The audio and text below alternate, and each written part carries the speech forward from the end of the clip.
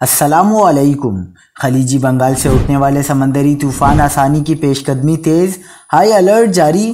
طوفان آسانی نیکوبار جزائر سے 450 کلومیٹر دور ہے۔ کیا آپ حالات حاضرہ سے آگاہی حاصل کرنا چاہتے ہیں؟ خبر کے پیچھے چھپے اصل حقائق جاننا چاہتے ہیں تو ابھی سبسکرائب کیجئے جلمل پاکستان کو اور ساتھ ہی گھنٹی کے نشان پر کلک کر دیں۔ آپ کو بتاتے چلیں کہ خلیجی بنگال میں بننے والا ہوا کا کم دباؤ سمندری طوفان آسانی میں تبدیل ہو گیا۔ بھارتی محکمہ موسمیات کا کہنا ہے کہ طوفان آسانی میں 24 گھنٹوں کے دوران شدت آنے کا امکان ہے۔ آئندہ 24 گھنٹوں کے دوران یہ طوفان شمال مغرب کی جانب بڑھے گا۔